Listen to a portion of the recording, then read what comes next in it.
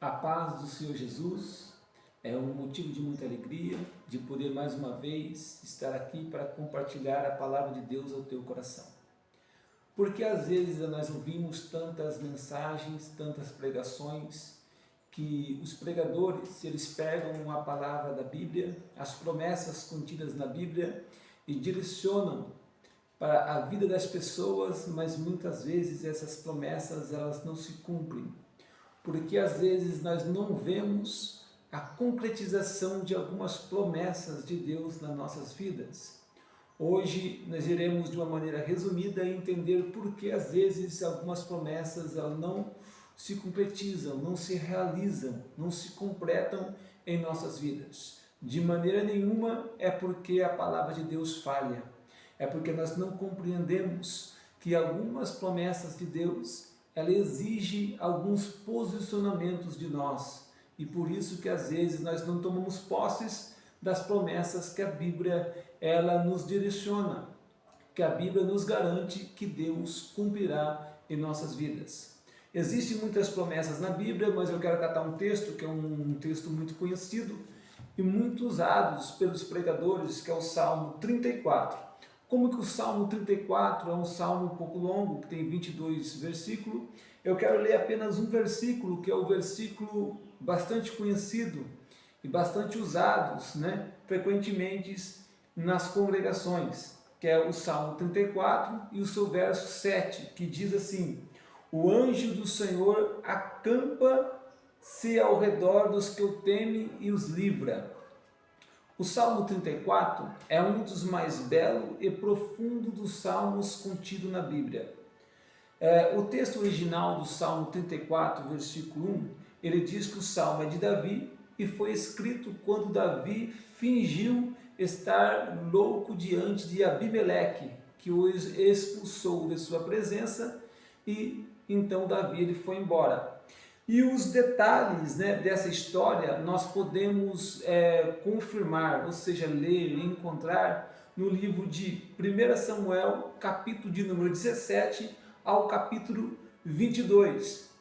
Essa história contida, narrada no Salmo 34, ela é detalhadamente contada, descrita, decorrida no livro de 1 Samuel, capítulo 17 ao capítulo 22. Se você ler lá, vai entender melhor o porquê Davi se expressou desta maneira no Salmo 34. E nesse salmo nós vemos as grandes bênçãos de Deus prometida ao seu povo. Mas ao analisarmos os detalhes dessa história e neste salmo, nós encontraremos várias ações. As ações de Davi em relação a Deus, as ações de Davi em relação às pessoas e a ação de Deus em relação a Davi e em relação às pessoas em geral. Aqui a Bíblia nos ensina não apenas como Deus age, mas como nós também precisamos agir.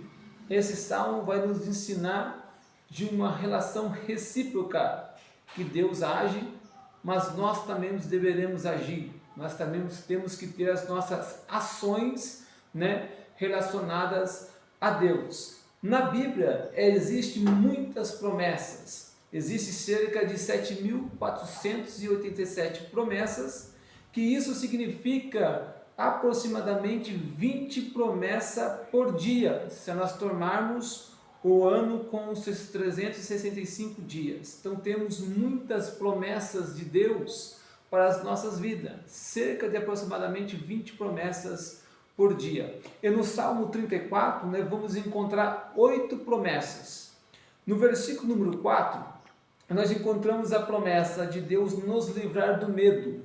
No versículo número 6 e versículo de número 17, nós encontramos a promessa de Deus nos livrar das angústias e de nos salvar das crises.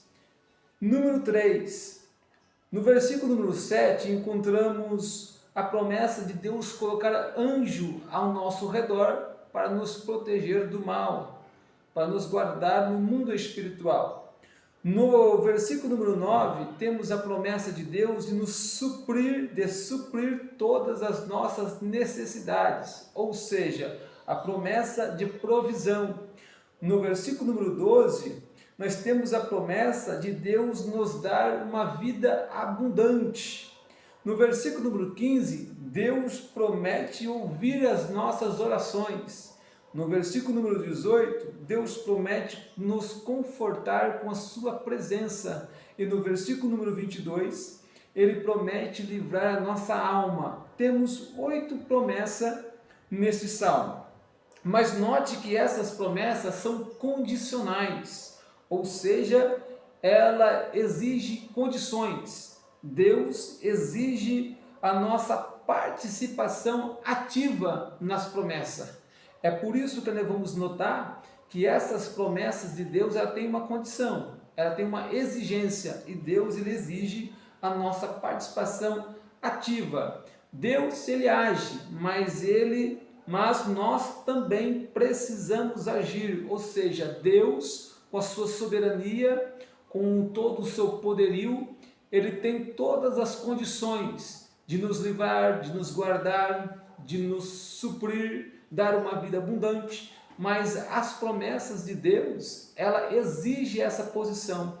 As pessoas têm que se posicionar debaixo das promessas de Deus. Então, nós temos que observar que esse Salmo 34, ele tem as promessas de Deus para as nossas vidas, ou seja, Deus promete agir, Deus promete se locomover, de ter ações ao nosso favor. Porém, esse Salmo também mostra que a nossa parte também tem que estar ativa em relação a Deus, ou seja, nosso relacionamento a Deus. Então nós vamos ver agora no Salmo 34 a nossa parte para nos apropriarmos de todas essas promessas de Deus. Existem 8 promessas de Deus e a nós ver 6 ações que Deus pede nesse Salmo 34. No versículo 4 e no versículo número 10, é preciso buscar ao Senhor. No versículo número 6, nós devemos clamar a Ele. No versículo de número 13, temos que guardar a nossa língua do mal e também nos apartar da mentira. No versículo de número 14, é preciso buscar a paz. Está falando de forma que nós temos que relacionar com o nosso próximo. No versículo de número 18, nós devemos ter um coração quebrantado, um coração contrito. Ou seja, nós temos que ter um coração voltado-se para Deus. E no versículo de número 22, nós devemos servi-lo, ou seja, ser servo.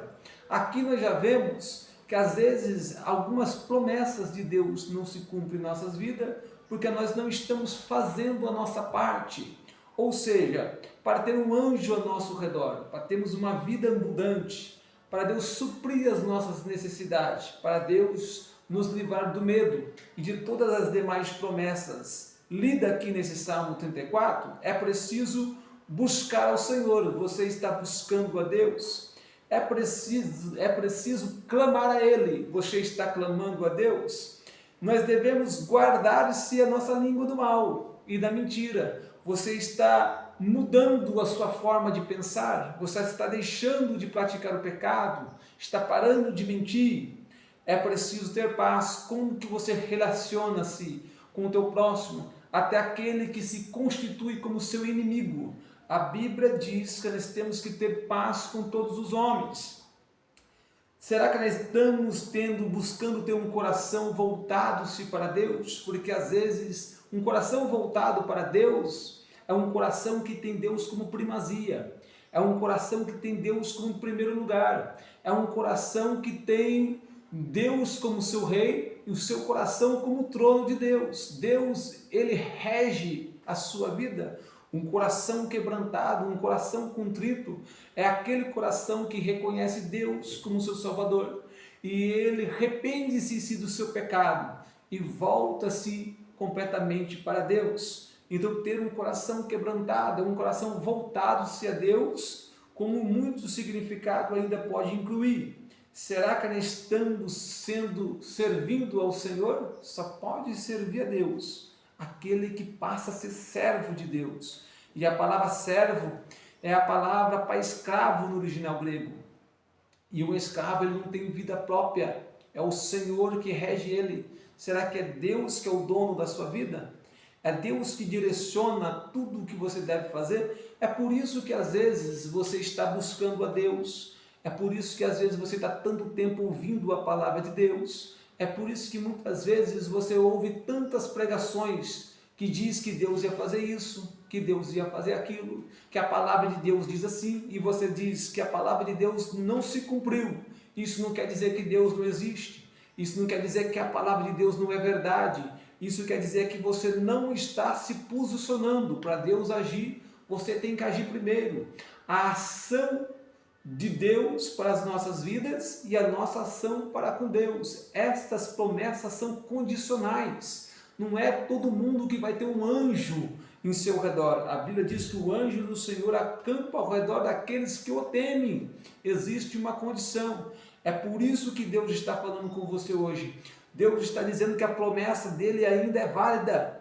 A promessa de Deus é verdadeira. A palavra de Deus não muda. A Bíblia Sagrada diz que passa os céus e a terra, mas a palavra de Deus permanece para sempre. É que às vezes a gente não estamos como Deus pede para nós ficarmos. Observe que as promessas desse salmo, eles são condicionais e reservados somente a quem de fato teme ao Senhor. Exatamente, ela é reservada para aqueles que de fato temem a Deus. Observe comigo, a palavra temor aparece 4 vezes nesse salmo de formas variadas, como no versículo 7 aparece a palavra temem, versículo número 9 aparece a palavra temei, e no mesmo versículo número 9 aparece a palavra o temem, e no versículo número 11 aparece a palavra temor. Ou seja, as promessas de Deus nesse salmo, ela é voltada especificamente para aqueles que temem a Deus, que têm o temor de Deus dentro do teu coração. Mas nós queremos as promessas, mas nós não queremos temer a Deus, nós não o tememos. É isso que está a diferença. Às vezes eu e você queremos que todas as promessas de Deus se cumprem em nossas vidas, mas nós não queremos temer a Deus, nós não o tememos. Às vezes nós vivemos como se Deus não existisse, porque nós não se importamos com como nós vivemos diante de Deus, aquele que vê todas as coisas. Mas o que é temer a Deus? De uma maneira resumida, eu quero te explicar, mas o que é temer a Deus? Como é viver no temor a Deus? Temer a Deus tem um significado de confiança reverencial a Deus, o que inclui compromisso com a sua vontade, ou seja, palavra revelada. Temer a Deus, ela está relacionada a uma confiança reverencial a Deus, o que inclui um compromisso com a sua vontade, que é a palavra revelada. É impossível você temer a Deus e você não ter um compromisso com a palavra de Deus. Não existe temor a Deus com ausência de obediência. Não existe.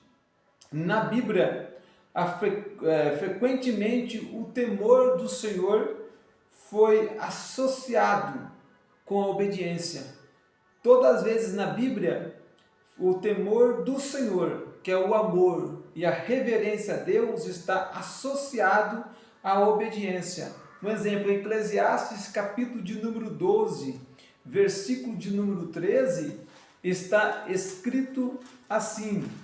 Observe esta palavra. De tudo o que se tem ouvido, o fim é: teme a Deus e guarda os seus mandamentos, porque este é o dever de todo homem. Pode ver que a palavra temor aqui está associada com guardar os seus mandamentos. Então, temer a Deus está estritamente relacionado com a obediência à palavra de Deus. Você ama Deus? O amor de Deus, né, também está relacionado à obediência da palavra. No livro de João, capítulo de número 14, versículo de número 23, está escrito assim: E Jesus respondeu e disse-lhe: Se alguém me ama, guardará as minhas palavras. Ou seja, o temor a Deus está associado à obediência da palavra de Deus. O temor é muito mais do que se assentar no banco de uma igreja e ouvir a pregação. A obediência a Deus também é revelada no modo como falamos e tratamos outras pessoas. Você teme a Deus? Você guarda os mandamentos de Deus? Você obedece a Deus? Não estou falando de ter conhecimento. Entenda uma coisa, conhecimento sobre Deus é bom, conhecimentos teológicos são bons, mas o órgão vital do conhecimento é a obediência. E Deus, Ele pede para você obedecer a tua palavra. Se você obedecer às palavras de Deus, se você for temente a Deus, se você ter uma confiança reverencial a Deus, com uma inclinação de obedecer a sua palavra revelada, de obedecer os seus mandamentos, com certeza, todas as promessas de Deus vai cumprir na sua vida ao tempo de Deus. Existe um tempo de Deus, mas Deus não falha, e a palavra de Deus muito mais falhou. Ou seja, Deus tem uma palavra para você hoje. Teme a Deus, guarde os seus mandamentos, que todas as suas promessas vão se cumprir. Deus, Ele vai livrar você do medo, Deus vai nos livrar da angústia e nos salvar das crises. Deus vai pôr um anjo ao seu redor para te guardar, Deus vai suprir todas as suas necessidades, Deus vai te dar uma vida abundante, Deus, Ele vai ouvir as suas orações, e Deus vai confortar você todas as vezes que você precisar com a sua presença, com a presença do Espírito Santo, e Deus vai livrar a sua alma. Existem promessas de Deus para quem que o teme. Salmo 128, a Bíblia diz que serão felizes e prósperos os que temem a Deus. Salmo 112, 12 diz que quem teme a Deus é abençoado.